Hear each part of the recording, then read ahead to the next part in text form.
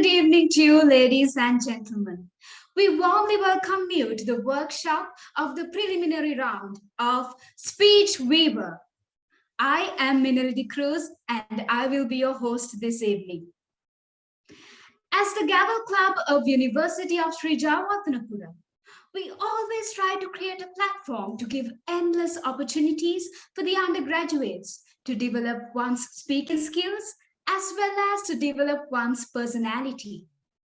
And once again, in front of you stands our latest stage, Speech Weaver, Strive for Eloquence. Speech Weaver is an online speech contest initiated with the intention of unleashing the potential of the voice of the next generation. You are the future. I would like to take this moment to acknowledge our sponsors for Speech Weaver 22. Speech Weaver is made possible by our silver sponsor, CodeGen, and we gladly introduce our youth sponsor, BPPL Holdings. We would also like to acknowledge our event partners, Rich Life and Tower Trade. And now it's time to open the doors for the workshop of the preliminary round of Speech Weaver to learn the tips and tricks and how to turn your average speech into a winning one.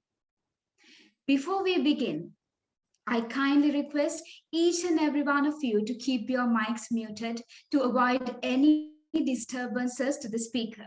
If you have any questions, I kindly request you to remain patient till the Q&A session, which will be held at the end.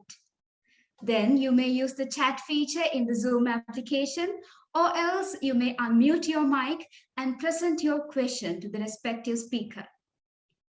Now, I would like to invite the president of the Gavel Club of University of Sri Jawatanapura, Gavel Panchani Karunaratna, to welcome the gathering.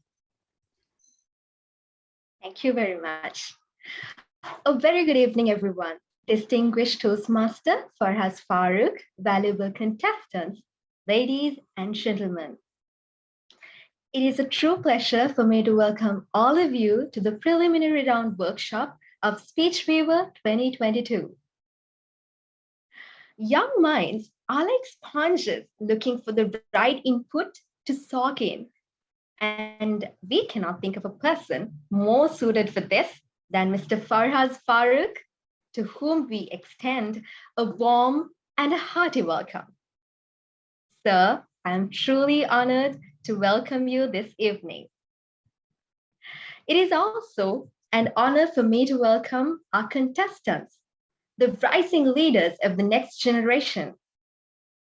It is truly mesmerizing to be present here in a Zoom meeting full of young and aspiring public speakers.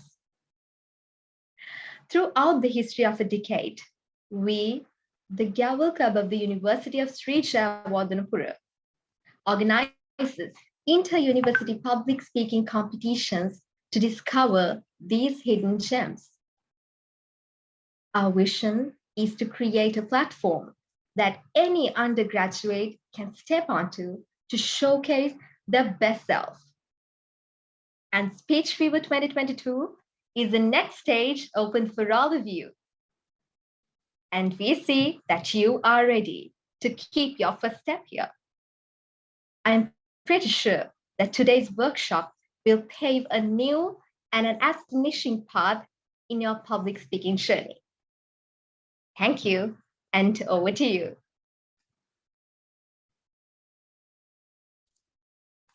Thank you, Gavel Panchani. With that, we are now ready for the best part of today's session.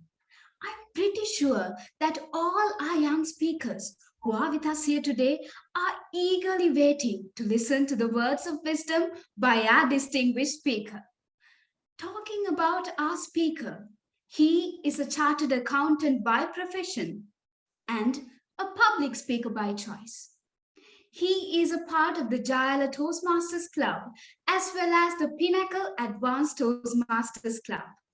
He also has a great interest in mentoring and coaching for aspiring public speakers, like the audience we have with us here today. It is with great pleasure I cordially invite distinguished Toastmaster Farhaz Farouk. Sir, the stage is now yours to enlighten us with your great words. Thank you, Madam Moderator, Madam President, dear Gaveliers. Good evening to every single one of you, and thank you so much for this great opportunity I have been given to share a little bit of what I know with all of you in preparation for your contests. With your permission, let me start by sharing my screen. And as I always say, this is the most longest and boring part of my presentation because I got to wait until Zoom figures out where my PowerPoint presentation is and brings it on. Ah, there you go. It's on.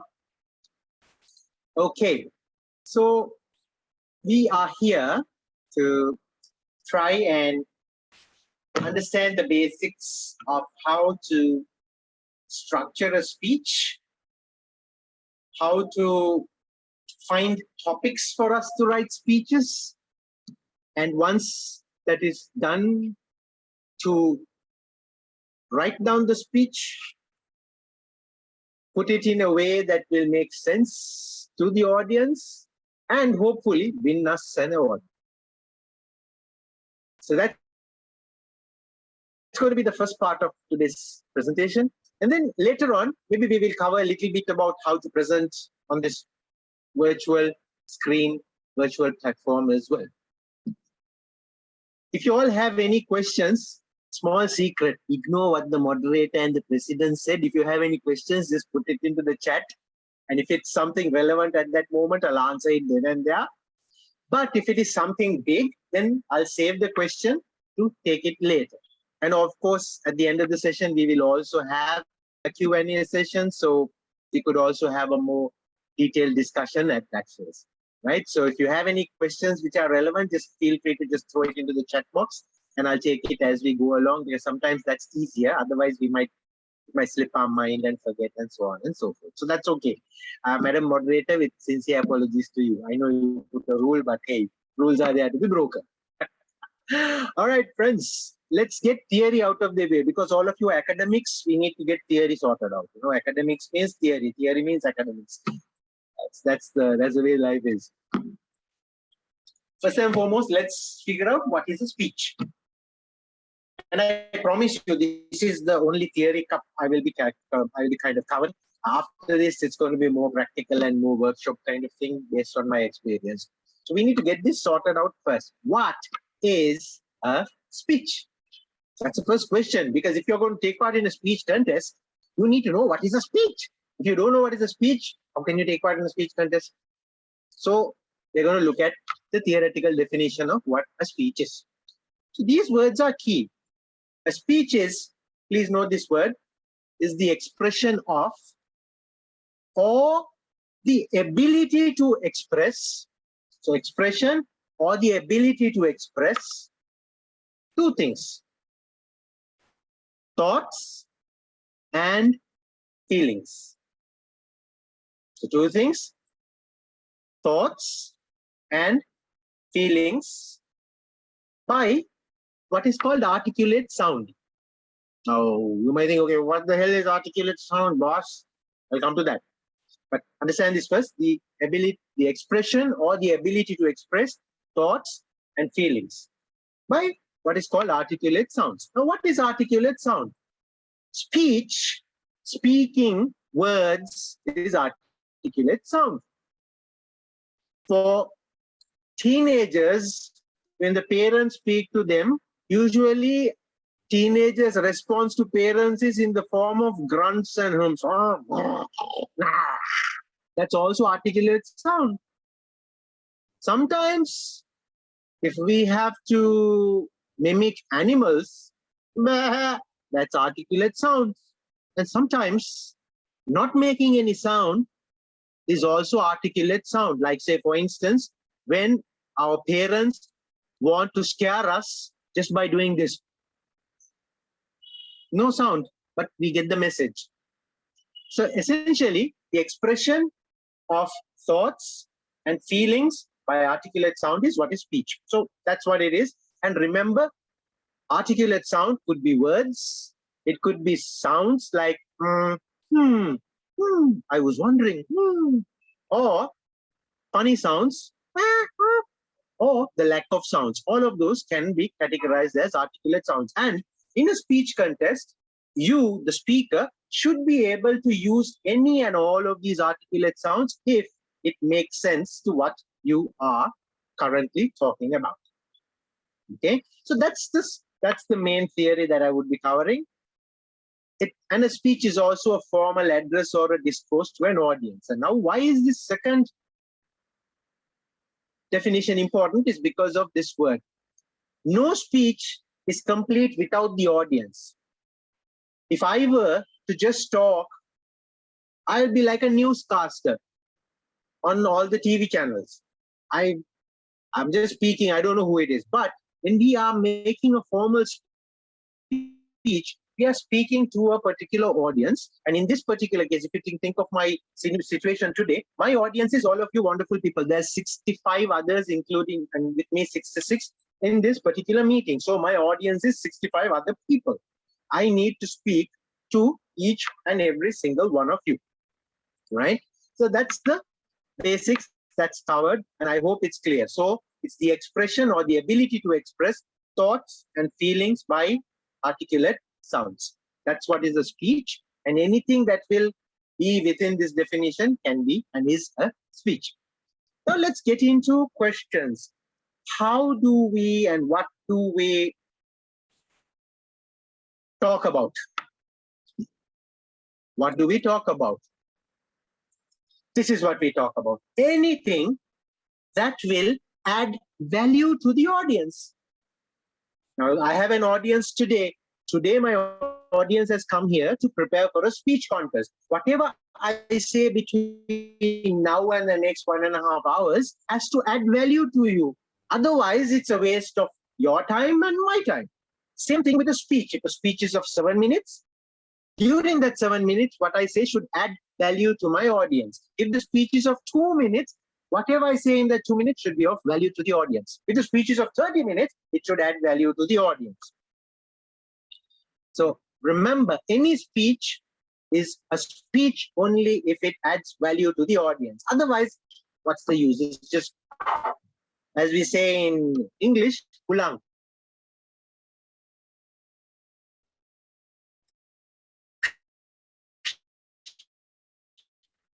When we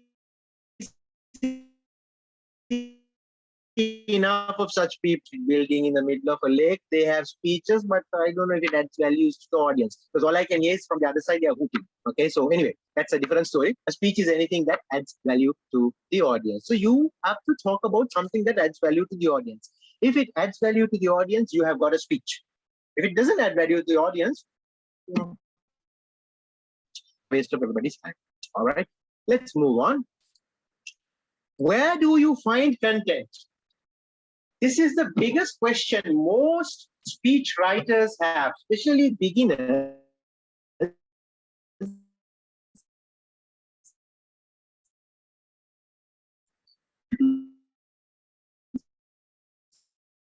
Find material enough of source to first our own life, a lot which will be of use for someone else if they knew about it, for us to talk about, for us to write a speech. If there is a lesson that's learned and we can talk about that lesson to someone else, that is speech material. So personal experiences. If you look at me, and if you look at most of the speeches, 80% of the speeches I write is all about myself, my personal experiences, my life, things that have happened to me, happy things, sad things, frustrating things, things based on my beliefs, things based on my values, things based on what I have read, things that have fallen on my head, whatever it may be. Personal experiences form most of the speeches that we could write. And why is this important? Because nobody else has lived our life. So if I write a story about myself and about my life, it's very authentic. And I am able to talk about it from my heart. I am able to say it with complete sincerity. Okay? So look at your own lives, you will find enough of things to talk about. Examples. You may want to talk about the day you were going for the exam and you missed the bus and then you had to walk, and after that you find that your pen doesn't work, and then somehow somebody helped you and you passed the exam. I'm telling you, I'm sure you would have gone through something like this. Or you decided you're only going to come to university to study, but after coming in, you saw a bunch of people in a corner talking, speaking. You went and saw what they are. What is this, Gavel? What is Gavel? Let's sit and see. I learned something new. Or the first time you moved out of your home into the hostel and you had to start cooking by yourself and started cooking rice, and the rice got overcooked, and how you had to eat overcooked rice. So see, sky is the limit. Every single one of these could have happened to each one of us at some stage or the other. Personal experiences are a treasure trove for us to find material to write speeches, my dear friends. And I don't need to talk anymore. For your contest, look for personal experiences. All of you will have great stories to tell, great speeches to write. Let us assume you don't have personal experience, which is not possible. Every single one of you have personal experience, which you can talk about. There are some personal experiences you don't want the world to know. That those are called secrets. Don't tell anybody about it. Keep those. But everything else you can tell. But let us assume you don't. Then look at your family and friends. Things would have happened to your family and friends, which can be converted to stories. Have sad things, frustrating things based on their beliefs, based on their values. There may have been lessons they learned, you learned, so you can convey that message to your audience. So if you don't have personal experience, which is not possible, you will have, look at what happened to your family and to your friends. There will be enough of things for you to write about. I told you about 90% of my speeches are about my personal experiences. About 5% of my speeches are what has happened to my family and my friends. And yes, that is true. You can write a lot of things about things that have happened to family and friends. They came and told you, you learned the lesson, so you're passing that message to others. Let us assume you don't have a personal life and you don't have family and friends, which is not possible. Then look at society. Look at society at large. Definitely you will find things to talk about. And these days, the most common topic is Corona. And since of late, we Sri Lankans are also writing speeches about gas and milk powder and so on and so forth. These are society problems. We can write about the lessons we learned about it. Maybe the first time we stood in a queue to get stuff and how we had to wait in the hot sun. Somebody came, gave us a bottle of water. So you can say humanity exists. You were standing in the queue. You saw an elderly person struggling with the cylinder. You went. You said, "Uncle, you sit. I'll buy you your. I'll help you get the cylinder." He sat in the corner. You helped him buy the cylinder. Gave him the cylinder. He said, "Pin sit there." Speech, society. So you see, you can find material there as well. Bottom line is, if you sit and think just between these three, personal, family, and society, you will find enough of material to write speeches about. Let's say even that is not there. Look at things you own. If you are very rich, maybe you'll own a Land Cruiser, and a little bit like me, you can talk about the push bike that you own. If you don't even have a push bike, you will definitely have at least a bag, at least a phone. Talk about it. Maybe those are speech material. And believe me, there are some very good speeches I have seen. One of my most closest friends, he did a speech about a mobile phone, a television set, a mobile phone, a computer, and a television set. And he compared those three. Beautiful speech. It's about possessions. Okay.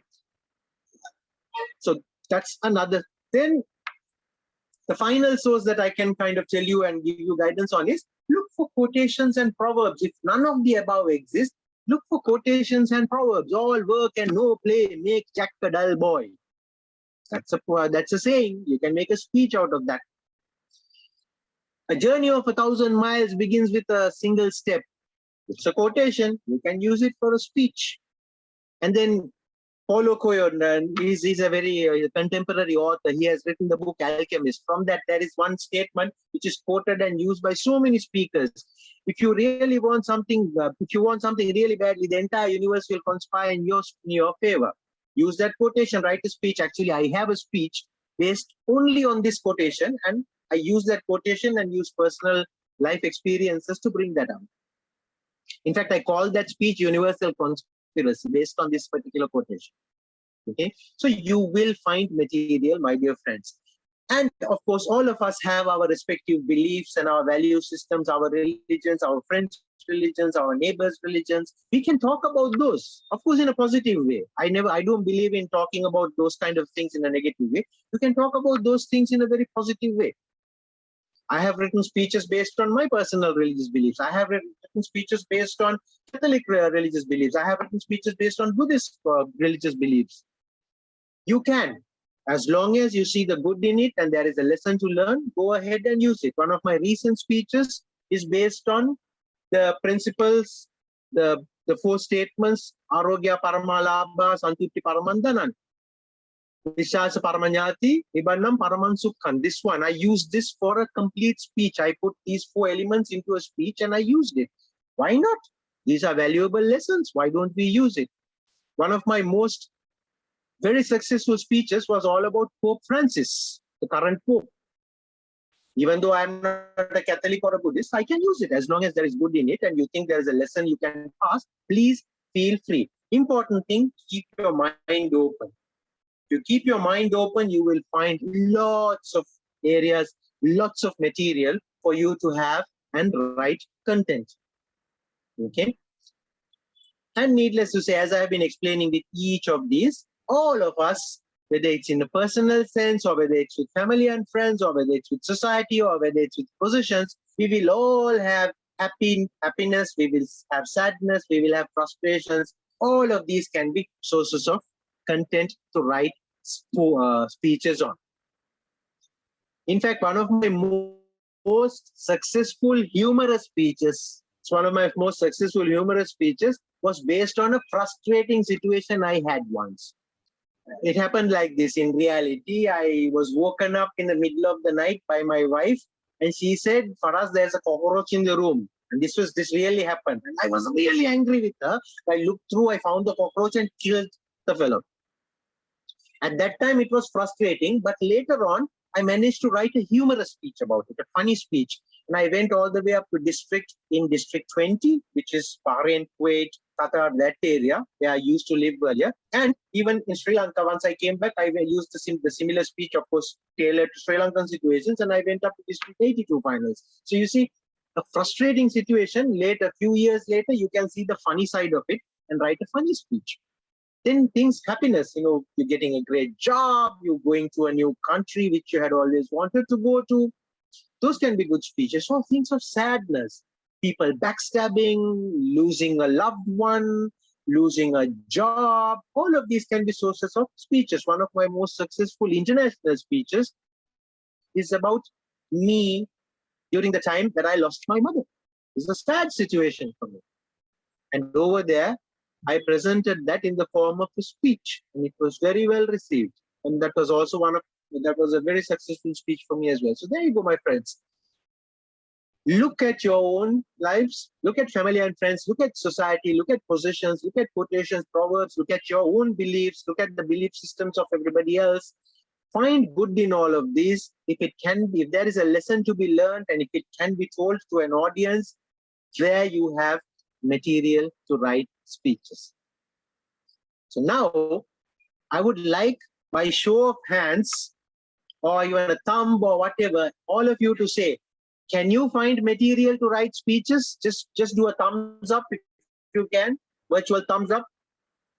Madam Moderator, Madam President, Madam VP, all the contestants, can you all find content? You all can even unmute and say, yes, we can, like Obama. All right, you can. I know you can. And I'm sure all of you now have got lots of ideas now coming into your head into what I could write speeches about.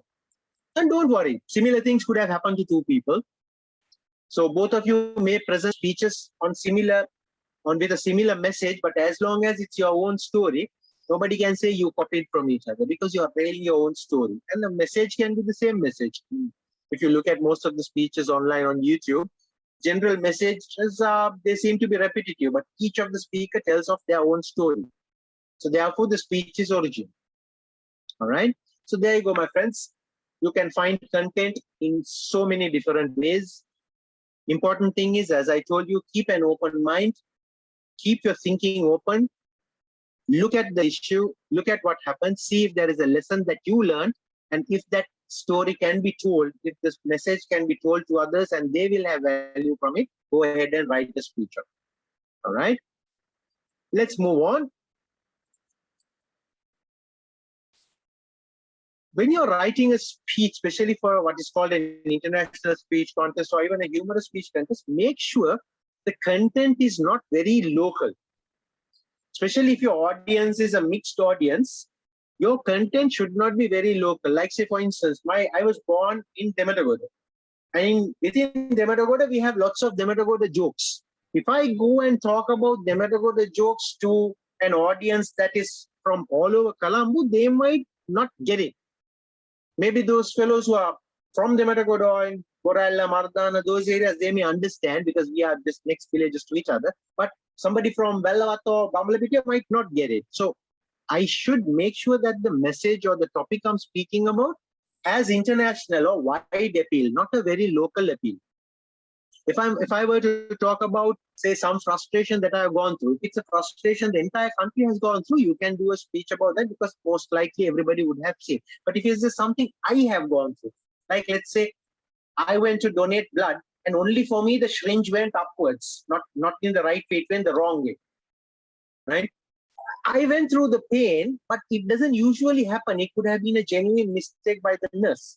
So people won't understand. They say no, because whenever we go to donate blood, it goes the right way. It goes in there, goes downwards, and then the blood comes out and everything's hunky-dory, right? So you have to find a topic which is common and which could be relatable to all the entire audience. Don't bring topics which are not, because otherwise audience will lose interest. Okay. Next thing you have to understand when writing a speech is, are you giving a message or are you speaking about a subject? And over here, let me introduce one concept in speech writing. You may want to write this down. Every speech has something called a purpose, right? A speech should have a purpose. And every speech has got a general purpose and a specific purpose. So all speeches have something called a general purpose and a specific purpose. General purpose of a speech generally is of 4 different types. And this is very generic. Most speeches will fall into these 4 types. Either you speak to persuade somebody, persuade means push, or inspire somebody to motivate them to do something. Or you do a speech to entertain, to make them laugh, to make them feel nice. And the 4th type of speech, 4th purpose of the speech is to inform.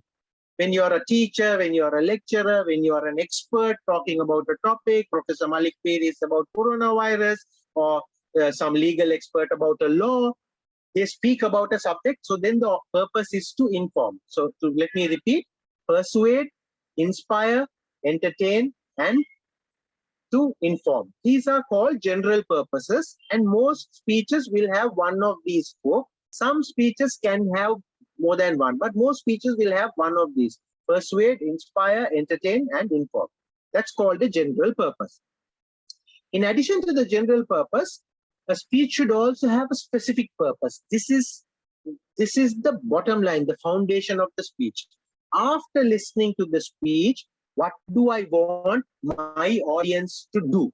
That's the question I need to answer. After listening to the speech, what do I want my audience to do? After listening to my speech, I want my audience to go out with the belief all human beings are equal. Inspirational speech. After listening to my speech, I want the entire audience to go and give charity, right? Persuasion. Say, the people are having a problem, the country is going through a tough time, we have, lots of people don't have, please go and help them. This is a persuasion, right? Or to entertain, I make you laugh. I become like a comedian or like a politician, I make people laugh. The fourth thing is inform. I teach you something. I give you some valuable information, some valuable message. So at the end of the speech, what is the audience left with? That is called the specific purpose of a speech. Okay. So first one was all people are equal. I'm telling, I would like to, at the end, I would like to remind you all people are equal. That is what the audience will take from the speech. That's the specific purpose of that speech. Or please give charity. Or please laugh. That's what they are going. Or I'll give you a lesson. So remember, all speeches should have a general purpose, one of four types: persuade, inspire, entertain, and inform, and a specific purpose, which is the message of your speech. If you look at Dhananjay Hettiarachchi, world champion of public speaking 2014, fellow Sri Lankan like all of us, his speech, which was titled I See Something, at the end of the speech, you leave the speech with a message, right? And the message is that all of us have something unique, and at times we get crushed, but people around us will help you find it. So if you have something unique, look for it, work hard, and you will be able to find that thing unique to you. And then you will be able to succeed. Okay, that was his message, right? If you look at my universal conspiracy message, it was very simple. I use Paulo Coelho's statement. If you want something really hard, the entire universe will conspire in your favor. That was it. So my message was, if you want something hard, something really badly, work hard for it, and the whole universe will help you to get it. You just have to work hard. So my message was, work hard towards your dream and you will definitely achieve it, and so on. So this is an important factor. Last but not least, because it is your speech, put yourself in the speech somehow. Now, if it is personal experience, definitely you will be in the speech. But if you're talking about family and friends, somehow squeeze yourself into the speech. My friend told me, I listened to my friend, and now I realize, bring yourself.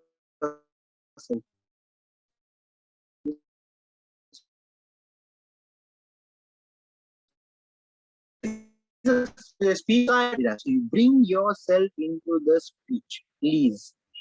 Why do I say that? Only if you bring yourself into your speech, you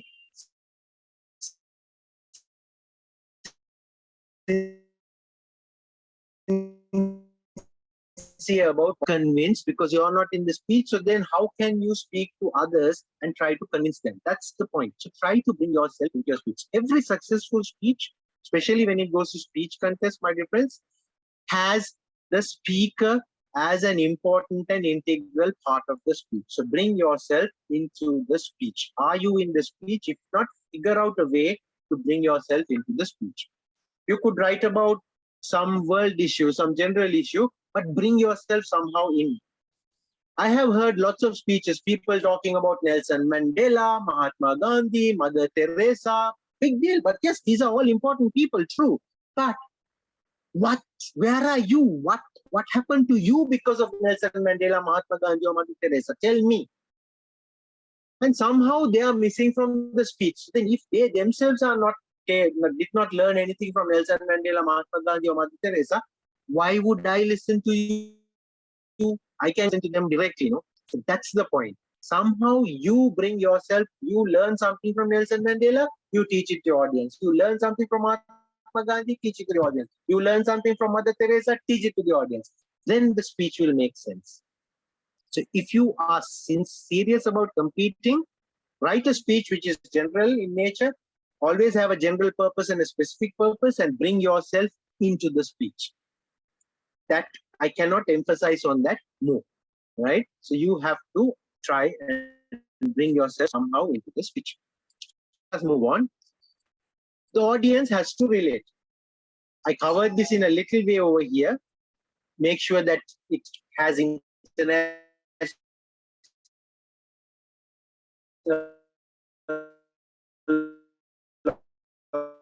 wide depth, you will be able to know, like it's a joke, no point telling it to somebody from the evil, they may not understand.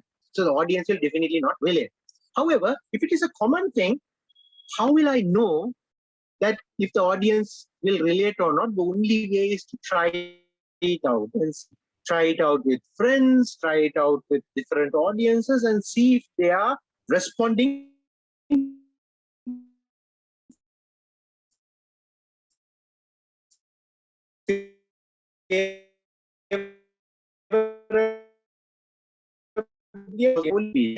if I expose my speech, that idea will go away. Don't. Those are all negative ways of writing speeches, my dear friends. One of my most successful speeches, the only reason it became very successful was after writing it, I went and presented it in almost about 20 different clubs in Bahrain. I am not lying to you. I did it first in my mother club, my main club, and then I went to about 20 different clubs and I presented the same speech. I used to get feedback from people. So and each time I made the speech better. So by the time I finished this little journey of presenting in different clubs, my speech, which started as here in my mother club, went to this level by the time I finished going through about 20 speeches. And when I went to the area contest, I won. When I went to the division contest, I won. When I went to district, of course, I didn't win because it was my first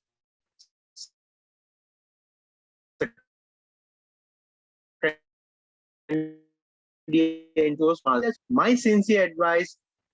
People may say, "Apu, Finlande pa speech ke trick ke kaya gani." So don't think about it that way. Be positive because people are there not to steal from you, but people are there to add to your value. They may say, in this like this,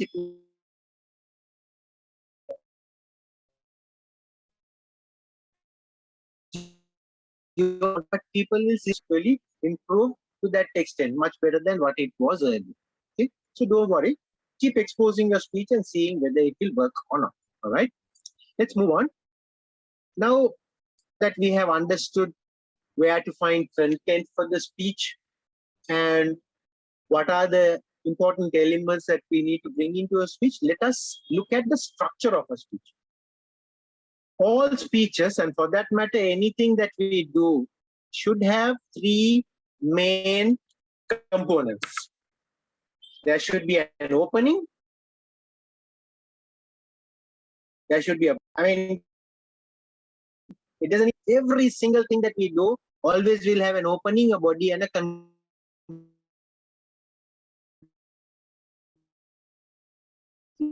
Opening, a body, and a conclusion. If you think about a presentation that we have to do with conclusion, about an assignment that you have to do in university, you will have an introductory paragraph, you will have your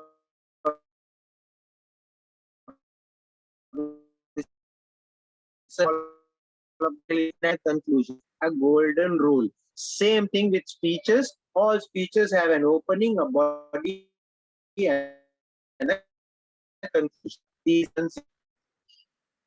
If you're serious in the area in the open, so you will, there's a particular purpose for the opening, there's a particular purpose for the body, and a particular purpose for the conclusion, but make sure your speech has these three sections. Now let's look at the purposes for each of these. The opening, the objective of the opening is for you to actually attract the attention of the audience, to grab them, literally pull them to you so that they will listen to you. If your speech is for 7 minutes, for the 7 minutes, they should be and listen to you. That's the objective of the opening. If you do not do this opening successfully, what will happen is you will go, then they start looking for WhatsApp messages and they start talking to the person next to them, and then they remember that they are supposed to buy bread, and then they remember there is no gas. Everything they will start remembering if you do not do the opening properly. Grab their attention and keep them with you for the rest of the speech. Very important part of a speech is the opening. Next is the body. This is where you construct the entire logic for the speech. This is where you will prove what you have to prove. This is where you will increase or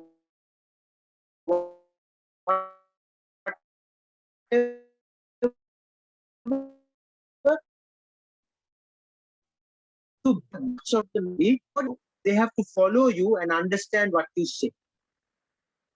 And once this is done, you need to get to the end of your speech, the conclusion of your speech. And over here, the objective is to summarize everything that you have said all this time and to finish the speech with impact. The final one or two things that you say is what the audience will remember at the end of the day. And therefore, make sure you summarize everything and you finish the speech with impact. The impact should be so they never forget the message.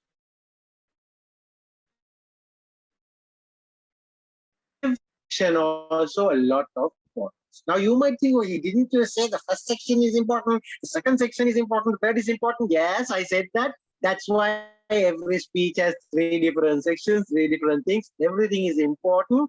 You got to give each of them the importance and the style and technique that will give the intended result. Body conclusion. Purpose of the opening is to grab the attention. Purpose of the body conclusion. What do you include in each of these sections? Is the next question that will come to your mind. What is the content? What do I put? For the opening, in order to grab the audience's attention, you can try various techniques. You could tell a story, you could ask a question. Raise your hands if you are da-di-da-di-da. Question. Raise your hands if you did not wake up in the morning today. Nobody can answer that because everybody woke up today. And all the others who didn't sadly passed away. Or you can say a fact or a figure. Do you know that 40% of food produced in the world does not end up in people's stomachs? That's a fact, by the way. It's true. It's 100% true. About 40% of food that is produced in the world does not reach people's stomach. It's wasted. Sad by hungry people, but that's a truth. Global statistics. So say this, I must listen to this guy. Say something like that, which is authoritative, which has been researched, and which makes sense. Or you can say figures. Things about 16% of all adults, da-di-da-di-da. Do you know that the fear of public speaking is bigger than the fear of death for lots of people, which I find difficult to believe, but apparently that's what the statistics say. Because I am a lot more scared to die than to speak in front of people, but I don't know. And I'm sure lots of you also will be more scared to die than to speak in front of people, but that's statistics. But you could use figures as well. Or you could use a prop, something like this. Ladies and gentlemen, this is a heart, and every single one of us has one of these. So you see, this is called a prop. And lots of successful speeches, the speakers have used props. Our own Dhananjay Hittiarachi, he used the rose in his speech, in the beginning of his speech. And then he smashed up the rose, threw it into the dustbin, and later on at the end, he brought the rose up. Next year after him, 2015, Mohammed Tahtan, the Saudi guy, he starts off his speech by putting the mouth and trying to light it. That's also a prop, it's a gimmick. The year after him, Darren Tate, he brought a white underwear. He was wearing a nice dark suit. He brought a white Calvin Klein underwear, and on the stage, he put the underwear on top of his trousers. He used a prop. See, all of these are opening techniques for them to grab attention, right?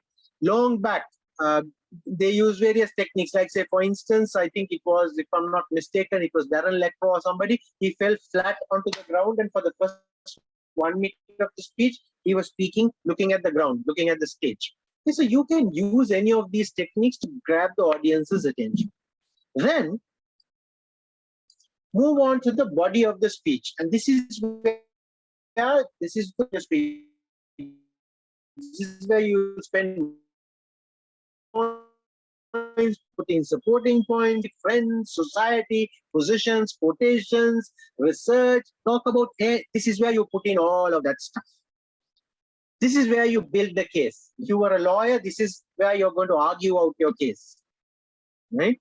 So put all of that in, and at the end, Your conclusion, you could use a quotation, you should have your message, and you should have a call to action. Call to action means at the end of the speech, what do you want the audience to do?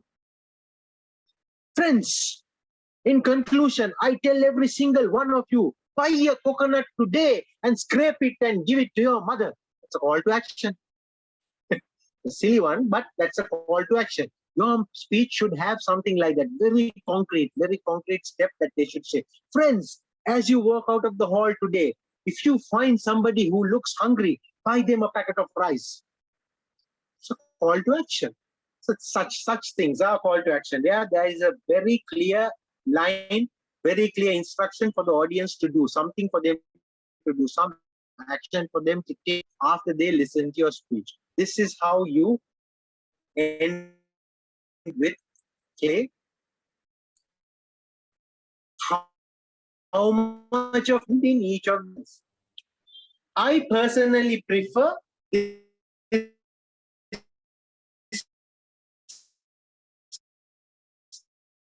time, anybody's personal preference. For the opening, I personally prefer to spend about 15% of my time available. For the body, well, I'll come to the body later. For the conclusion, I generally spend between 20 and 30% of the time. This is what I personally prefer. So between 35 and 45% of the time is spent on the opening and the closing for me. So the rest of the time is devoted to the body as far as I'm concerned, which is between 55 and 65% of the time available. So in a 5 to 7 minute speech, my dear friends, I may spend about 45 seconds to 1 minute here in the opening. I will spend about 2 minutes, 1.5 to 2 minutes in the between 3.5 to 4.5 minutes in the body. This is my personal preference. Lots of people have their own split of the opening, body, conclusion timing. I suggest for you, since you all are new speakers, beginning speakers, first time speakers or early stage speakers, please follow my example if you want to. And as you develop as speakers, I ask you and I beg you, develop your own time preferences, because that is where your own individuality will come out. I don't want all of you to be a replica of me. No way. Each one of you should become the best version of yourself. So you will decide what will be the best way to time yourself. And same thing goes with content as well. Over here, you will decide what you will do. You will decide what you want to do. And as you develop as a speaker, you will find that you are increasingly in control of this entire process. And therefore, yes, your speech will have an opening, a body, and a conclusion. This will be the this will be the objectives of each of these. But what you include in what you spend is something that you decide in your, what you feel you're most comfortable with.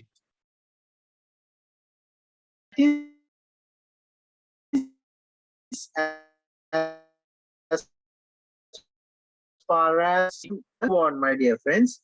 Madam Moderator, I will expect you to warn me when I'm running short of time, because I have this tendency to keep speaking, okay? So it's your job to tell me when I have like 15 minutes remaining or something like that.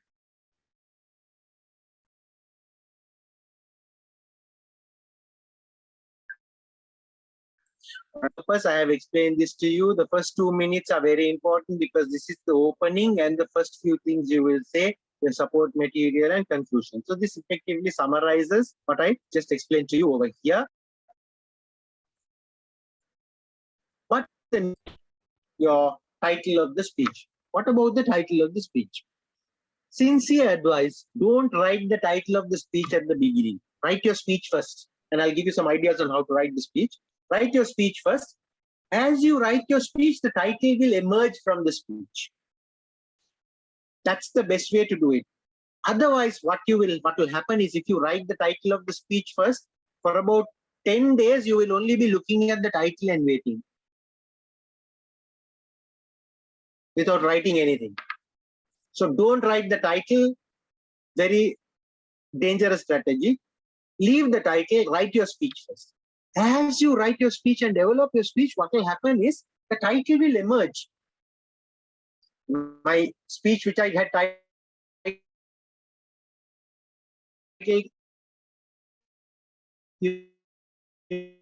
wrote the speech. Super title, I'll call it Universal Conspiracy. Then for the speech where I was talking about all humans are equal, I wrote the speech, and then I realized it's a simple title. I called it exactly the same. This speech is actually available on YouTube. You can go and take a look. If you look for Division B, District 20, you will find me, and put my name, you will find this speech. It's called exactly the same. The title just came out. I wrote the speech first, and it's about all humans being the same. All right? That's another one of my very successful speeches. And so on. Now my cockroach speech, the one in which I went and killed the cockroach, I wrote the speech, and remember I told you it's a humorous speech. I had to have a funny title. So finally, and especially the version that I did in Sri Lanka, I called it One Night in Hikkadua. So I changed the venue from my home to Hikkadua. I just changed it because, I mean, as a speech writer, you have that creative license to bring your creativity. So I had to make it a humorous speech also. So I moved the location from our home to Hikkadua, and I called the speech One Night in Hikkadua. So you see, title will emerge, but don't write the title first. I guess that point is clear. Keep the title for the last, and the title will just click to you. This is the title that I should use, and you will put that title down. All right. Now, for every speech, and this is something that I learned from world champion Dhananjay Hettiarachchi, every speech should appeal to three elements of the human psyche. Okay, these are the three elements in the human psyche. One is called means what they see. The second one is called auditory. Auditory means what they hear. And kinesthetic, the third one, is how they feel overall. Okay, so if you think about any normal human being, it could be your speech audience, it could be your friend, it could be your parents, it could be your teacher, it could be the bus conductor, it could be the fellow who comes to ask for votes, whoever it may be. When they speak to you, they are looking at you when you respond at these three elements. They see what you're doing, they hear what you're saying, and they get a feeling. Oh, welcome to my house. They feel very welcome. Welcome. Come.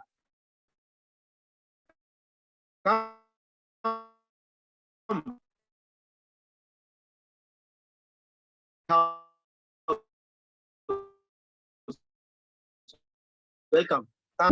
What you said. Speech writing is similar. You have to appeal to all three: visual, auditory, and kinesthetic. Even when you're doing a speech, if you're talking about a happy thing that happened, you have to feel, you have to show your face. You should be like this. You be like a clown. The most happiest thing happened to me that day. Your face expression should say that. If you're talking about a happy thing and you go, a very happy thing happened to me that day, audience will know you're lying. Your expressions, your body should show to the audience what you truly feel and what you want them to feel. So if you're talking about happiness, show that happiness. You can't talk about happiness and be like, I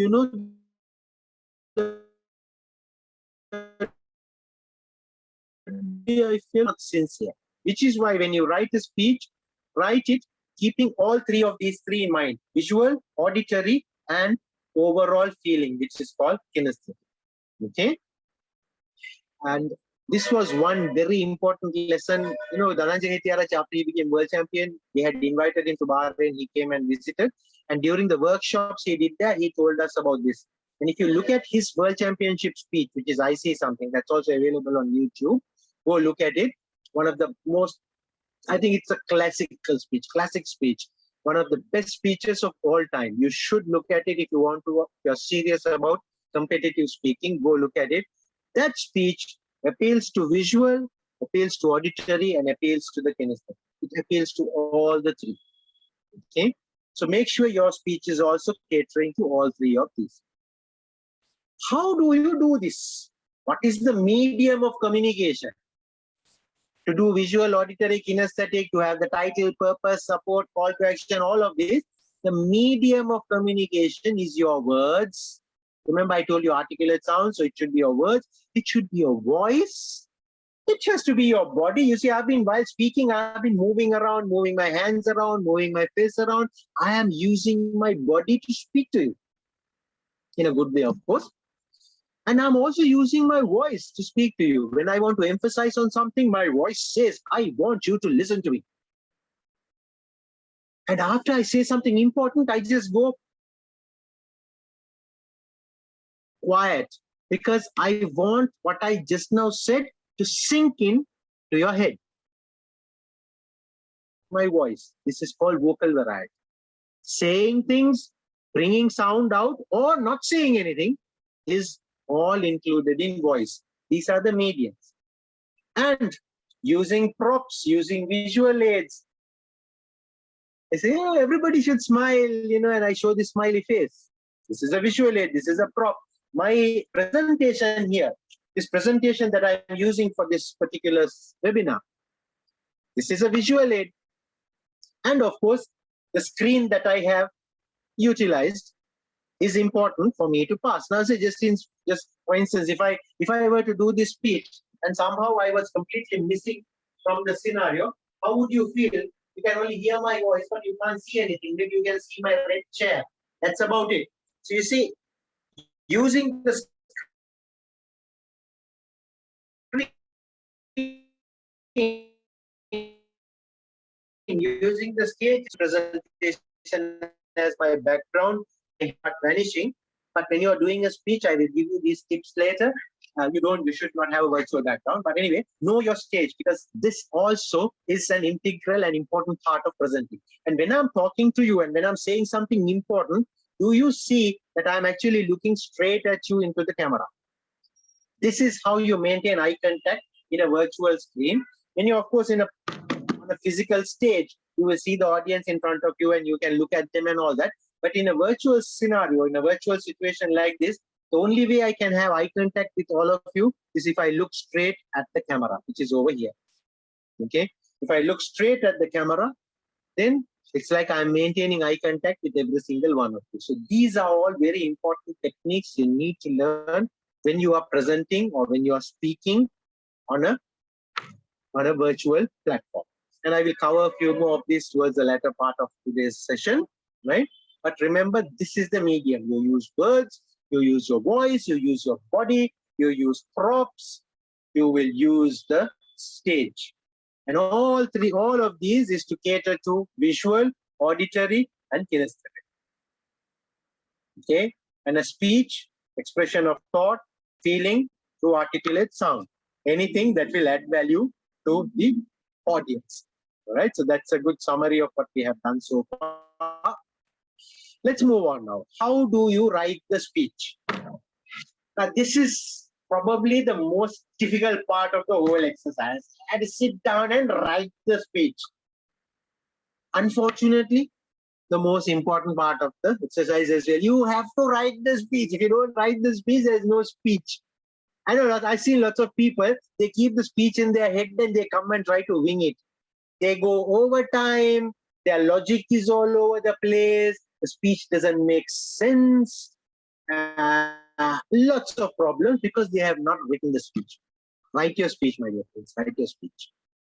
Don't fall into, it's very tempting, I know, oh, I can remember the whole speech, and lots of people think that they use it.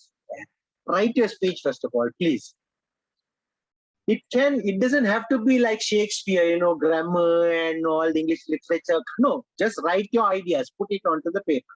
After you put it to the paper, it's very crude form. Now you have done the first cut. Take that paper and keep it to a side or throw it away and rewrite your speech from memory this time. Very important technique I'm telling you. I'll tell you why I do that. You wrote your speech the first time, now it's on paper. It's not English, it's not grammar, but the ideas are on paper. Throw that paper away, take an empty paper and write your speech again, but this time from your memory, from your head.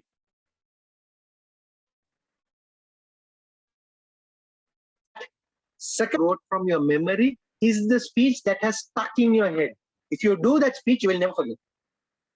Lots of people have this risk of forgetting on stage. I may forget my speech.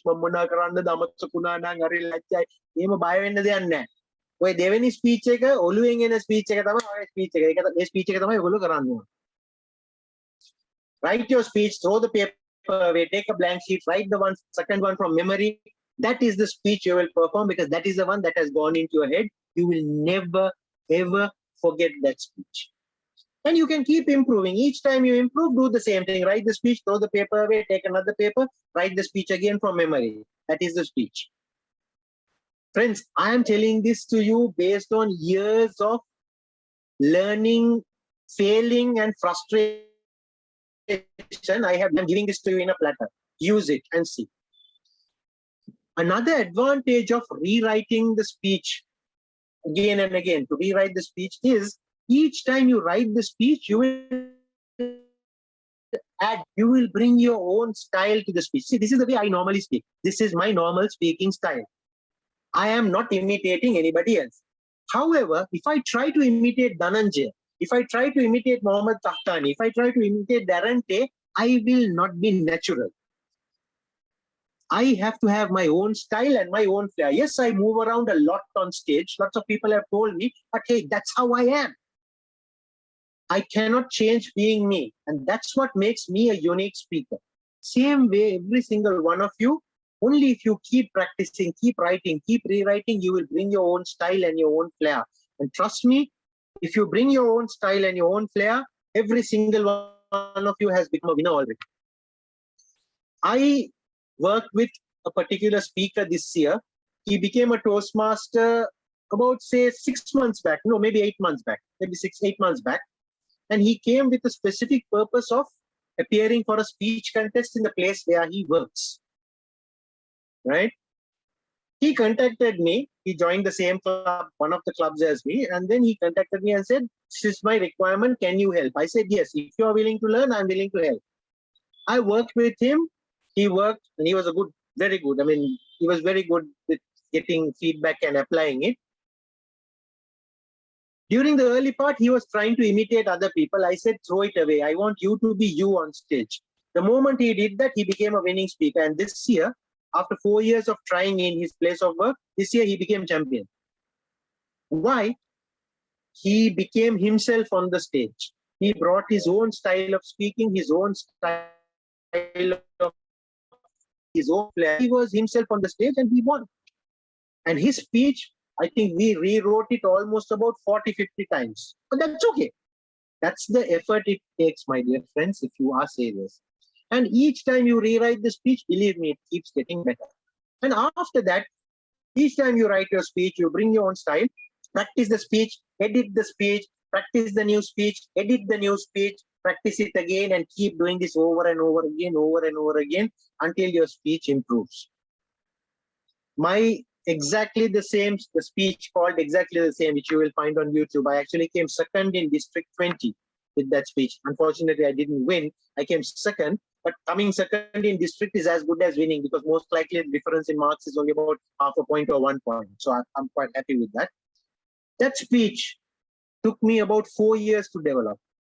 I'm not trying to scare you, but that's the effort it takes if you're serious about it. You put in the effort, you will get the victory. My cockroach speech took me about 2 years to develop.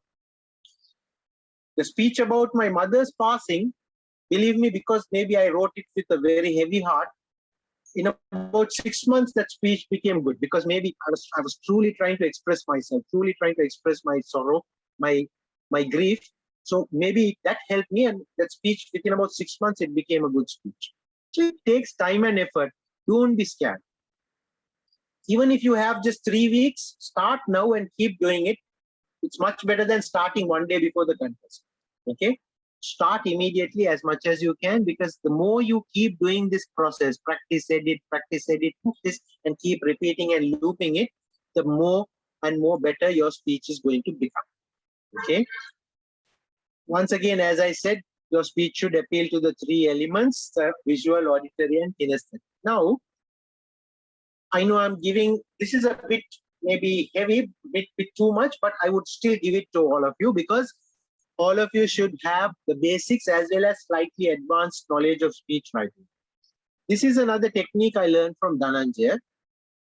He said, and he likes this format, and I also now prefer like this format. Every speech should have a challenge. Based on that challenge, some failure should happen. After that failure, some recovery, some learning, some message that should come out, or some learning. And based on that, there is an eventual victory. So if I were to draw a graph, it's a challenge, a failure. So you come down, there is a recovery, and then a victory. So that's how the graph will look. So let me become a little bit bigger, and I will draw the graph again with my hands. So you have a challenge. Sorry, you're up here, you have a challenge, so there is a failure, so your life comes down, and then there is a recovery, and with the recovery, your life goes back up again, so there is victory. This is a good formula for most speeches, especially if you're serious about competing. Show a challenge, have a failure because of that, learn from it, either yourself or from external source, or from a friend or a teacher or a coach or a neighbor or just a person, a random person on the street. There should be a recovery, and based on that, a lesson learned and some victory. That is a good way to bring a speech out, my dear friends. To format your speech, to bring out this challenge, failure, recovery, you can do one of two things. For most Toastmaster speeches, we have 7 minutes. For competitive speaking, international humorous speech, we have 7 minutes. So in these 7 minutes, we have enough time to have an opening, 3 short stories, and a conclusion. Okay, so we have an opening, 3 short stories, and a conclusion. As I said, I normally spend 45 seconds to 1 minute on the opening, and about 3.5 to 4 minutes on the 3 stories, and the last 2 minutes on the conclusion. So there's enough time to do this format. And generally this works because in our life, a lot of things have happened which are interrelated. Something that have happened in childhood, something that may have happened as a teenager, something that must have happened last month. Those could all be interconnected. And that is what life is. It's a funny circle. It just keeps going round and round in a circle. It's called the circle of life. And it keeps going round and round, and you will see things in life repeat. It's weird, but you will see that as you grow a little bit older, you will see that life keeps going round and round in circles, and you can relate to things. Something that happens today, same thing may have happened to you about 20 years back. Yeah? And you will say, man, it's very strange, but something similar happened to me 20 years back. That's a speech. Okay, so the 3 stories you select to put into the speech will be interconnected. This is one technique. Another technique recently I have seen among some speakers is they only have 1 story, not 3 stories. So they have an opening, they have 1 long story, and a conclusion. Which one you prefer is your choice. I personally prefer this one for most of my speeches, but for my cockroach story, I use this style. I had only 1 long story. Okay, there were no 3 short stories, but lots of my international speeches, I try to put 3 short stories. Last year, international speech that I tried here, I had 1 long story, not 3 short stories. Okay, so both of these will work. You see which one will work for you. And last but not least, that what I want to tell you is, you have to be a storyteller. Every good speaker, every good speech writer, every good speaker, competitive speaker is a good storyteller. You need to be able to tell your story. And in order to tell your story, first of all, you have to discover the story yourself. You should realize yourself what happened to you. So the first step storytelling is discovery. And then self-talk. That thing that happened to me is because of this. Of course, you will not say it loud, talking to yourself. Because people in the street, if you talking to yourself loudly, they will think you're cuckoo. So don't talk loudly. But this is called self-talk. And this is an important aspect of learning. Self-awareness, self-talk is okay. Don't do it loudly because people will think you will need to go to Angoda. Otherwise, discover, and you do a lot of reflection. You do a lot of self-talk. Based on the self-talk, you reflect on it. If this was done this way, maybe this could have happened. That's called reflection. Based on this, there is a learning. You will learn something. That learning is the lesson you will communicate to your audience, my dear friends. Okay? So, of discovering self-talk, reflecting on it, learning from it, and communicating that message, that learning to the audience. Okay? So, on one side, the reason I have put this off speech, Try to have a challenge, failure, recovery, and victory. So you have your challenge, you have your failure, you have your recovery and your victory. You should have your opening, 3 stories and a conclusion, or opening and 1 long story and a conclusion. These are formats for the speech, and every speaker is a storyteller. Learn to tell a story. And in order to tell your story successfully, you should discover it yourself. You should talk about it to yourself. You should reflect on it. You should learn and then pass that learning to your audience, my dear friends. Okay. In conclusion, storytelling is like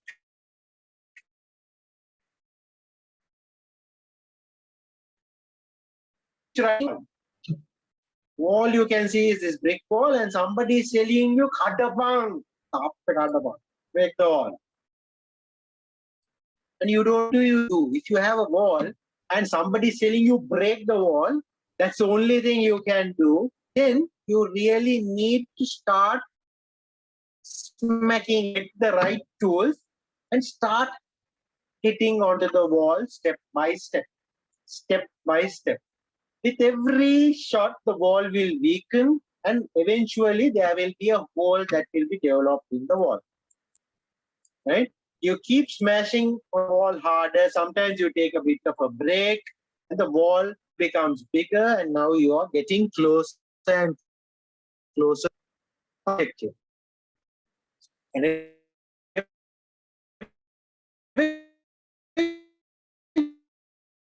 this broke scenario that is outside. This is not a political statement. I just put this because I like this picture. It's a beautiful picture of the city of Colombo. But that's what writing a speech is about, my dear friends.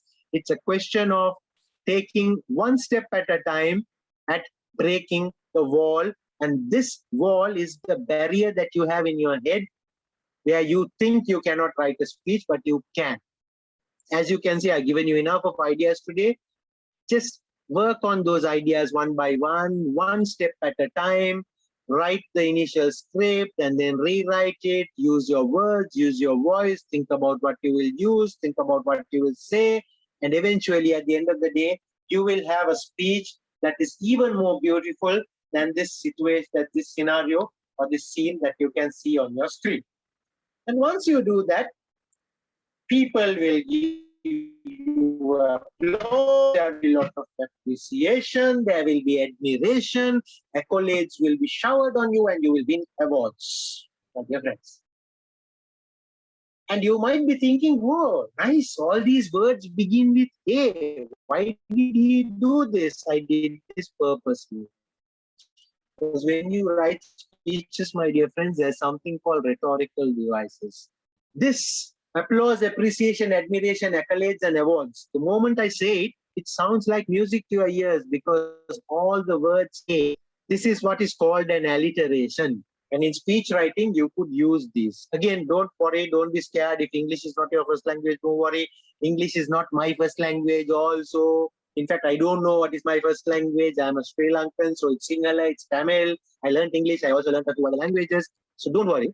As you practice speech writing, you will be able to come up with things like this. My universal conspiracy speech had 2 alliterations. I was talking about this invigilator and with the sweet, simple, serene smile.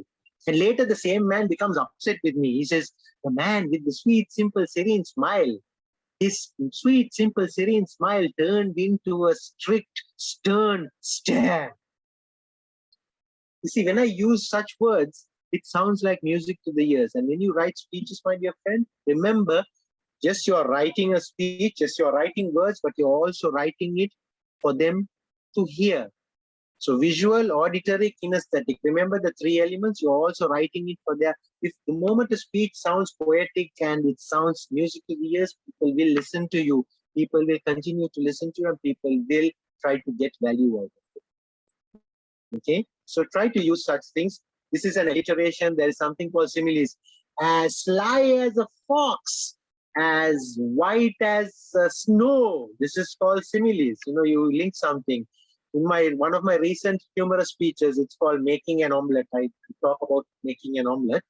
And in that, the time I succeed in making the omelette, I say, I was happier than a scholarship grade 5 scholarship student who has won there. I was as happy as a grade 5 scholarship student who has just passed the exam. So that's a simile, okay, where you link what you're saying into something else. And you can create things with your writing speeches. Use these techniques if you can. And of course, always have people to look at your speech and try them and let them give you advice, because believe me, in that there will be a lot of learning. Now, I will just show this to you. You don't really need to worry too much about this. This is when it comes to Toastmasters, I know you all are not, this is a Gavel club, and most likely for speech weaver, you will probably use a different thing. But when in Toastmasters, when we are doing this, is that we look at, and it has essentially 3 sections. One is called content. The other one, and in content, we have speech development, effective value, right? The second section is called delivery, how you deliver the speech, and which is how you appear, how you use your voice and the manner, how enthusiastic you are. It's a bit like, if I did this webinar looking like this, like I don't care, or you would have fallen asleep and you would have knocked out of the meeting by now. Okay, and so on. And the last thing is, of course, the language. This is essentially the ballot paper that we have for Toastmaster speeches. Most likely for your contest, you will also have something similar. So if you want to refer to this when you're doing your speeches, right? So that, my dear friends, is the end of the first part, which is about speech writing, where to look for material, content creation, structure of the speech, and so on and so forth. Now, a little bit of presenting online. Presenting online is pretty simple. Most of you will have a laptop with a camera somewhere here. Now I have covered the camera with my finger, so it's just that little bit over there, okay? Or you will use a phone which also has a camera, which is effectively, once again, just like this, just one small blob on one small dot on the phone screen. Now that blue box here is your laptop or the camera. Just think about it that way. This blue box here is your laptop or the camera. And your laptop or your phone, and the camera is somewhere there. Usually in the middle, usually somewhere here, somewhere where my head is. That is where the camera will be. How do you set yourself up? First of all, you need to make sure there is enough light, and the source of your light should be from front of you. Now, when I'm presenting here, even though it's almost 9 o'clock in the night and it's pitch dark outside, I appear fairly clear because my light sources are in front of me. You must be thinking, oh, maybe he has some very expensive lights in front of him and so on. Friends, let me show you. And I am not saying, oh, this is the source of light that I have. This is one. I have another one on the other side. It is just a table lamp. Simple lamp that I have in front of me on this side. And I have a similar one on the other side. That's all. You don't need expensive material. Have simple, cheap material, but what makes sense. But because we are in Sri Lanka, and maybe because we may have huts and all standby, fully charged and kept, halfway through there is no sonar in front of me here. Like this as a standby. Again, not very expensive. It's one of these cheap things that you can charge and keep it. So this is the only sources of light you need, my dear friends.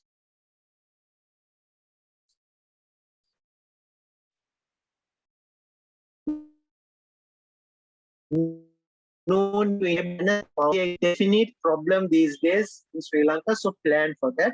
And for that, I have this source. I out all my secrets, but that's okay. That's the whole idea of, I have gone through a lot and learned this. I'm giving it out to you, so you all should not make the same mistakes I made. So your source of light should be from front of you. I have one lamp here and another lamp here. Both of those are enough to keep my face clear. That's it. If you have a lot of money, buy expensive lighting. That's okay. But I'm sure all of us, because all of your students, you will have a table lamp. Easily you can use this in front of you, more than enough.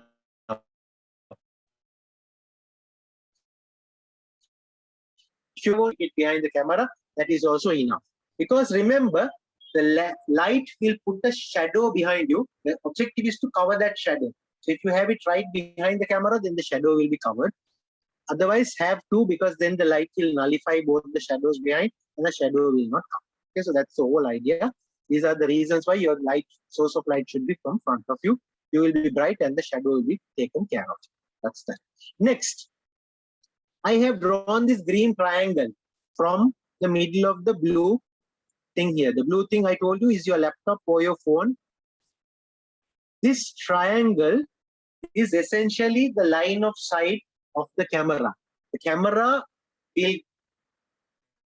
camera's view is a triangle. It's not a box, it's not a square, it's not a rectangle, it's a triangle. I know this is simple to most of you, but lots of people make this mistake and they forget that the camera's view is a triangle, and lots of people have moved out into these areas. Like, say, for instance, if I were to move out of this and go somewhere here, I think the camera sees me, but no, camera doesn't see me. You only hear my voice, but you can't. But only if I head somewhere here, you can see me. So you see what I mean? Beyond this point, the camera cannot see me. That's because I moved out of this green triangle into the black shaded areas on the two sides. So remember, when you are setting your speaking area, it's a triangle when you are in this virtual platform. On a real stage, it's the entire stage because you know it. And if you go beyond the stage, you will fall off. But on a virtual scenario, it's this green triangle. The two dark areas don't go. However, this entire triangle is not available for you to use in reality. And now let me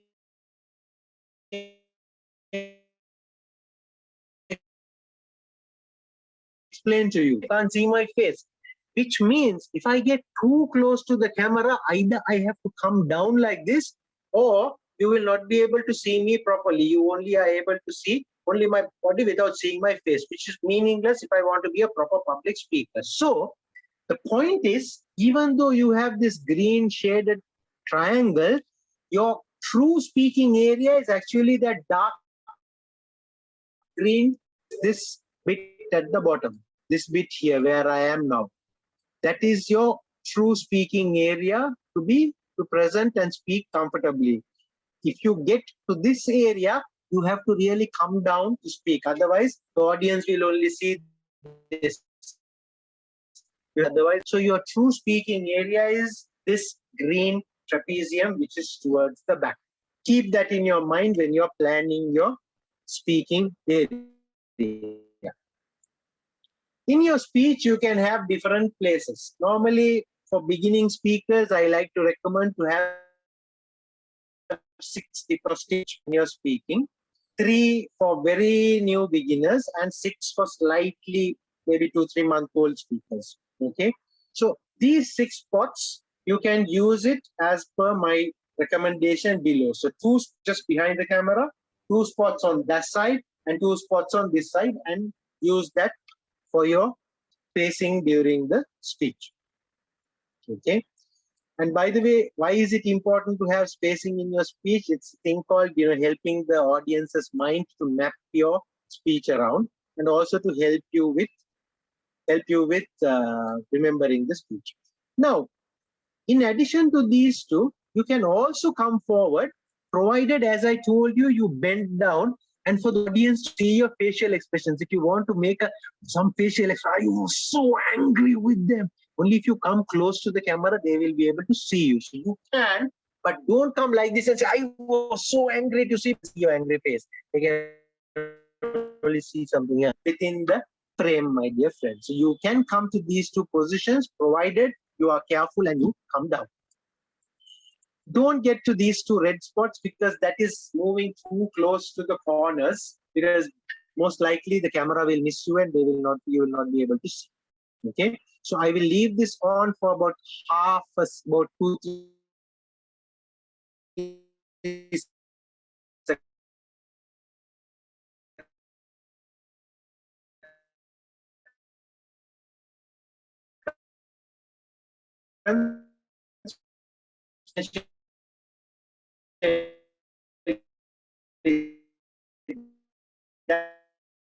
That's your and have your source of light. Do you buy expensive lighting material? The answer is simple lights, lamps which you have as students. You can use those. And because we have electricity issues, also have a chargeable light just handy with you. The same thing goes with internet as well. If you're using your home Wi-Fi or whatever, that's well and good. But if there is no electricity, you may need to have a hotspot or whatever through your phone, just in case the electricity goes off and you lose your internet.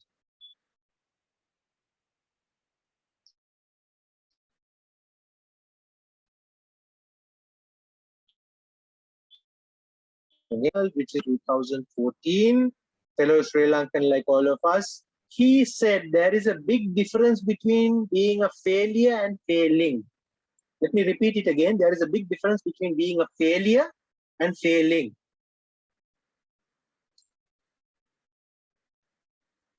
It's okay to fail, but don't be a. And who are the people? Here's are people who, if you try, you may succeed, you may fail. That's okay. So it's okay to be failing.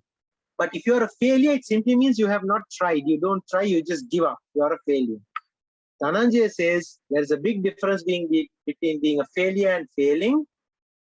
People who are failing because they try, and that's a good thing because they are learning. But people who are failures are not even trying. So they will never move ahead in life. I want every single one of you not to be failures, but please try. You may fail, but you may win and you may not. You may actually succeed. So therefore, and you will only know if you try. So keep trying, keep failing, keep learning, and keep repeating the process. Because one day, you also potentially can end up as world champion of public speaking like Dhananjay Hettiaraj. It took Dhananjay 10 years of hard work to become a world champion. Not 1 year, 2 years, 10 years of hard, focused work to become a world champion. And he's a person just like you and me. So every single one of you here, use this man as a role model, work hard, aim high. You can fail, that's okay. But one fine day, you may end up as world champion. And if you do, I will put you in my presentation and talk about you as well. Let me end with a quote from my favorite judge. Now, that is my favorite speaker. This is my favorite judge. For those of you who don't know who Judge Frank Caprio is, he has a YouTube channel called Caught in Providence. Look it up. Don't waste time watching all this Telinati and everything on YouTube. Watch these things. It's called Caught in Providence. He runs a court program and he's a judge, a very nice judge, very, very open-minded judge. He said this to a criminal who walked in, and I love this statement. So I use it in a lot of things. He said, it does not matter what you used to be, it only matters what you become. And he told this to actually a criminal, somebody who used to be a criminal who's trying to change his life, become good. He told that man, it doesn't matter who you used to be, it only matters what you become. And I wish you well. And the same thing can be applied for so many things. It doesn't matter if you were not a speaker, it only matters if you will become a speaker. It doesn't matter if you were not an accountant, it only matters if you will become an accountant. It doesn't matter if you are not an engineer, it only matters if you will become an engineer. It doesn't matter if you are not a doctor, it only matters if you will become a doctor, and so on and so forth. You see, it can be applied in so many things. I say this at the end of my presentations to motivate every single one of you who sits here and listens to this. Remove those shackles, all those chains that are tying your legs, tying you up, throw it away. Keep trying. It doesn't really matter whether you were a speaker or not in the past, but it only matters if you will become a speaker in the future. I thank every one of you for the time and effort that you have put in and for being present. I wish all of you all the very best in your upcoming contest. And with this, I will end my presentation and I'm open for any questions. Madam Moderator, over to you. Apologies for taking 4 minutes more than the time allocated.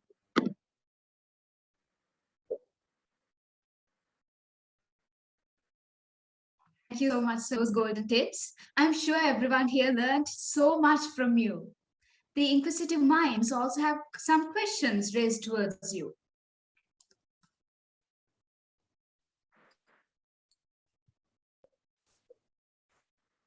Ladies and gentlemen, this is your chance to direct your questions towards distinguished speaker today.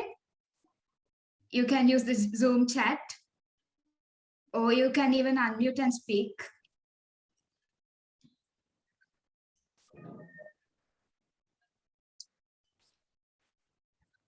Maybe everybody is writing their speeches already. Please feel free if you have any questions, doubts, comments, concerns, or if you just want to generally, chat also, that's okay. Just unmute yourself and speak, please. Hi, sir. This is Ashmita. Yes. And to listen to, and I got a lot of points. Thank you for that. The question I have is that, say, you talked about points that we could talk about, right? Like personal experiences, happiness, frustration, whatever it is. So the thing is, now I have so many different things in mind to talk about. Say I have stuff about frustration, happiness, personal experience, society. Like, how do I make sure that I, combine all those stories and make it like one whole speech, without it being at different directions? Super brilliant question, Ashmita. Thank you so much. And what I used to do is I used to have these small cutie notebooks in my pocket. And whenever ideas come, I used to just write those ideas down and keep it. And of course, as I developed as a speaker, I realized those small cutie notebooks are not enough. So I started buying little bit bigger notebooks. And then I realized those were not enough. So eventually I started buying much bigger notebooks. Currently, this is my notebook. Those who have seen me in Toastmasters clubs would see me sometimes bringing this to the club. This is where I write down those ideas. As you rightly said, so many things happen to us, inconceivable that we can remember every single one of them. Whenever you remember, write it down in a book. You can have a small cutie books to start with. That's okay. Everybody starts somewhere. But write those things down. Now, as you build up this little treasure trove or little collection of personal stories and experiences, that thing which I told you earlier, that life is it's a circle of life thing, you will realize that there are relationships or connections between different things that you have written here. Tear that 2 or 3 pages out, bring them together. That, madam, is one of your speeches. Then you look through your notes again and say, oh, story number 6 and story number 32 seem similar. Together, that's one speech. And so on. And as you go along, you will see that, my good gracious, I actually have about 10 speeches to write. Because you have now collected enough material, and then you now have enough. You can say, at this rate, I will be a DTM in like 2 years. You have so many speeches to do. That's the key, madam. So as you rightly pointed out, there's so many things. The only way is to organize your ideas and thoughts and write it down. And as you collect them, you will see that there is a trend, there is a relationship between things that happen. Bring those together, write a speech. Bring 2 or 3 others together, write a speech. And you will find that lots of speeches develop. My omelette speech came out of this book. My, cockroach speech came out of the early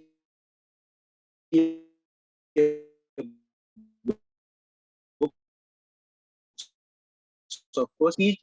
There is another speech I did even more recently about a bridge, right? That came out of this book. And so therefore, speeches will just keep coming out. Important thing is be consistent in what you write down and what you note down, and keep a notebook near you all the time. Okay. And believe me, in no time, you will have about 10 different 10, 12 speeches ready-made in front of you, Madam Ashmita. Thank you so much, sir. That explained a lot. I'll start from today, I guess. So, yeah, thank you. I know some people say, oh, we don't want to kill trees. Papers are made from trees. But remember, the books are already made because the trees are already dead. So you have to use these books. Don't cut any more new trees. But the trees that we use, poor fellow. So you buy the book.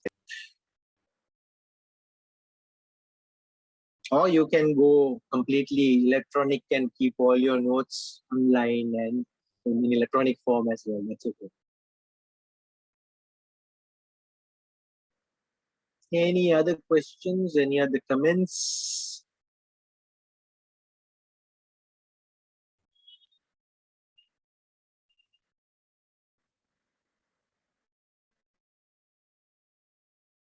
Madam Moderator, yes, somebody else.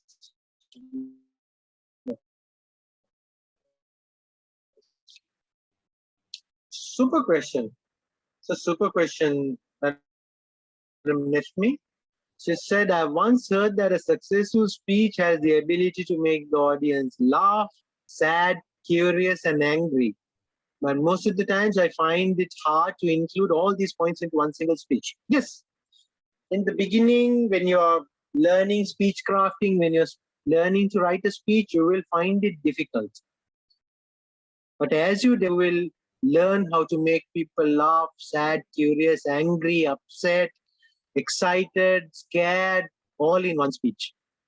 Watch Toastmaster Dhananjay Hettiarachchi's I See Something. You will laugh, you will get sad, you will get worried, you will get happy, all in one speech. Big problems, believe me, I'm not saying this to pat myself in the back. When I started the speech for about the first 3 minutes, people were rolling on the floor and laughing. And in the last 3 minutes of the speech came around to such a place, 2 or 3 of the ladies were crying. If I can do it, anybody can do it, because I am just a normal human being like you and me. So, Madam Gavel, me, try, keep practicing. You will very soon be able to make people laugh, sad, curious, and angry all in the same speech. And I look forward to hearing one such speech from you. Please, remember to invite me when you do that. Need help?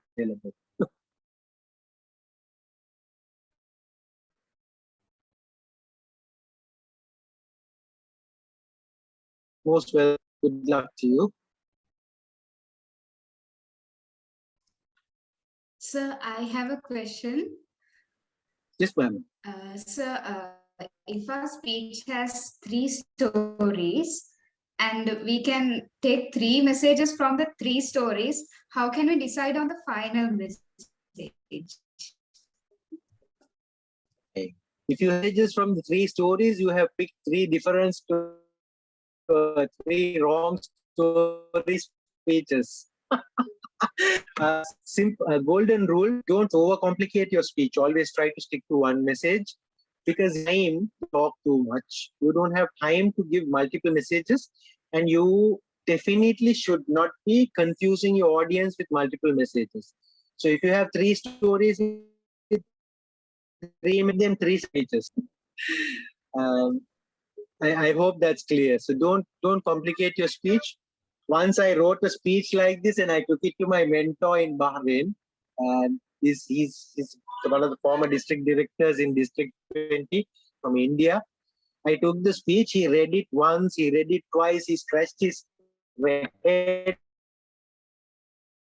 he read it time, and then he says, brother, this speech is a very complicated speech, too many messages coming, and he in front of me, he tore the paper and threw it away. I felt like he took a sword and cut my neck. So that's the reality, madam. And I learned a very tough lesson, but he taught me a tough lesson. You don't overcomplicate your speech. If it's 3 different messages, write 3 separate speeches from them. Thank you, sir. One general purpose, one specific purpose. Stick to that. Most welcome. Hello, sir. I have a question. Yes, Yusuf, I will come back to you. I think Madam Dulmi has a question first. I'll come back to you, Yusuf. Yes, Madam Dulmi. First of all, I would like to thank you. It was a really, really great session, and I actually learned a lot. So I have a small question. So, sir, when we are kind of using a very sad story in our speech, I'm kind of a little bit scared to use such stories, because there's this probability that people might really feel low, and then they'll be stuck there and won't be able to follow up with the rest of your speech. So how could you situation? It is your fear is definitely not unfound valid. potentially they could feel low and therefore they may not give you enough marks. That's true. But if you can, towards the earlier part of the speech, like try to lighten the mood by bringing one or two some comments or giggles, and that way you can lighten the mood in the speech, and then you can bring out the sad part. A bit like my speech, the one that I have called Big Problems, where I made the audience really laugh like crazy in the beginning, and then at the end, two ladies ended up crying, and I actually won with that speech. So when you bring that, it's called an emotion at the end, at the beginning, and then you emotions down. When you bring this emotional roller coaster, sometimes people may actually connect with you because they will look at you as a human being, as a person with real life problems, not just some make believe happy life of a comedy or whatever, right? So your worry is not unfounded, but you can mitigate that risk by lightening the mood at the beginning and then that emotional switch, so people will actually look at you more as a human being and sometimes even connect with you a lot more. Okay, so try it out and see. If you're not really comfortable, then maybe you might want to park that idea for now and try a simple idea for this contest and then work on that more complex idea later as you mature as a speaker. So one of those two I would recommend. Okay, sir. Thank you, sir. Okay. Mr. Yusuf, sir, you had a question? Yes, Mr. Farhaz, just want to know, how do you really practice your speech prior to the big day? Do you really practice it like in like front of a mirror, or is it like you record it in a computer and evaluate your own self? What's your recommendation on this? I prefer practicing in front of a mirror. It really works because I can see how stupid I look when I'm doing the speech, and then based on that, I make corrections to the way I move my hand, the way I hold my hand. I used to have a very bad habit of only using my right hand, and my left hand was left dangling down in the early part of my speaking career. And I didn't realize it until I started practicing, and people were telling me as well, Farhaz, why don't you use your left hand? Are you like kind of nondi in the left hand? You don't have control over it. Eventually, I realized it's a habit. I use more of my right hand and my poor left hand is not used. Now, I actually use both hands quite a bit, and this is something I learned by looking in front of the mirror. Also, practice of family and friends and your Gavel Club members. They will be able to give you a lot of comments, especially because that's how the audience will perceive you. Why are you scratching your nose all the time? So, do I? Because you will not realize, you will have some stupid, silly mannerism which you never realize, but that's very distracting to the audience, right? There could be people, they always keep their hands like this when they are speaking. Now, you may think it's nice, so I'm like Albert Einstein, No, it's you are creating a bad, not realize it, but the audience can tell you, your friends can tell you, or looking at the mirror, you can see. Now, in this modern Zoom era, what has happened is, instead of the mirror, I now have the video screen here. So what I do is sometimes I switch my laptop to video mode. I don't necessarily record. I just switch on the video mode so I can see myself on the screen. For me, that's the best way to practice, because at the end of the day, I'm going to deliver my speech in front of the laptop. So you consider the laptop as your mirror and see yourself. That way you can also see how nice and beautiful your background is. Maybe 3 days old underwear is hanging in that corner over there, or all these things will be there. You will see them only if you look at it as an audience. Then you will immediately start washing those and putting them in the cupboard. Okay, so look at yourself in the mirror. Good point. Practice in front of family and friends, and also in this modern Zoom era, in this modern virtual era, also practice in front of your laptop without the virtual background. Remove the virtual background so that you can see how clean your background really is. Are there anything that's distracting or shouldn't be there hanging? Like, your yesterday's breakfast would be still hanging around the corner. All these things are normal. These are normal human things. We'll clear all of those out. Okay, Mr. Yusuf? Yes, sir. Thanks. Understood. Good luck.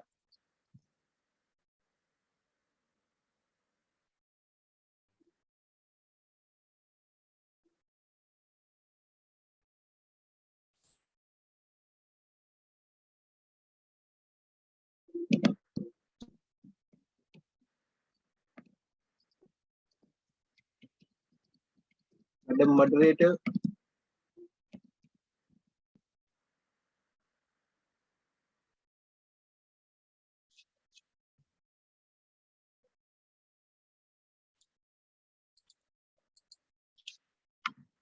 Okay, there's a question that's popped up. Madam Hansika says, sometimes it's hard to handle and focus on the content of the topic, facial expressions, confidence level of presenting the speech, since this is my first attempt of public speaking. How can I or situation? Take you back to one of my slides. I said, practice, edit, practice, edit, practice, edit. Take out the edit. If you look at that, then it's practice, practice, practice, practice, practice. That's the best you can do, Madam Hansika. Sorry, your name is Madam. Yeah, I got confused. There's another lady called Hasini also. So, Madam Hansika, the simplest solution to that is please keep practicing. And with time, you will be able to sort those things out. Remember, Toastmaster Dhananjay said there's a big difference between being a failure and failing. Failure means you don't try. Failing is okay. You try and you fail and you learn. So keep trying. And remember, each time you practice, you're no longer a first-time speaker, because the first time you practice, you're the first-time speaker. The second time you practice, you're actually a second-time speaker. The third time you practice, you're actually a third-time speaker. So you're already racking up the flying hours. If you can see, you're like a pilot. Once you do your first hour of flying, you're already done your first time flying. When you get into the plane the second time, you're no longer a first time pilot, you're a second time pilot. So don't think of yourself as a first time speaker. Once you finish your first practice, you're no longer a first time speaker. You already have experience of one speaking session. The second time you practice, you already have experience of two speaking sessions, and so on and so forth. You get the general thing, right? So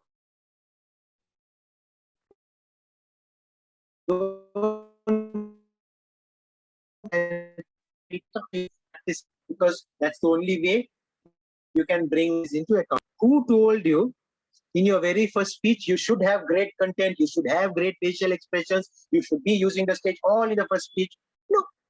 Remember, all of your colleagues are going to be first-time speakers. All of them are going to be in the similar boat.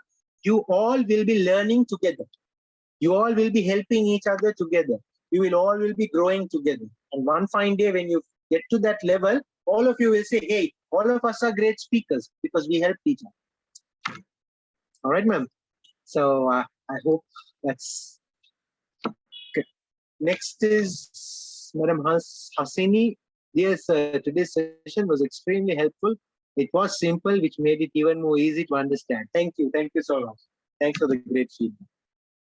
I tried to keep it as simple as possible because no point in complicating my all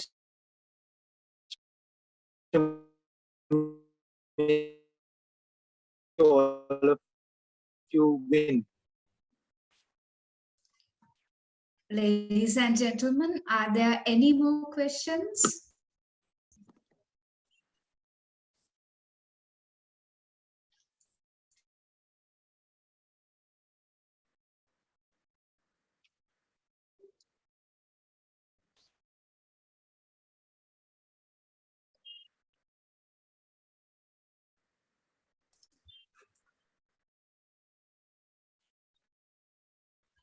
Our distinguished speaker cleared all of our doubts.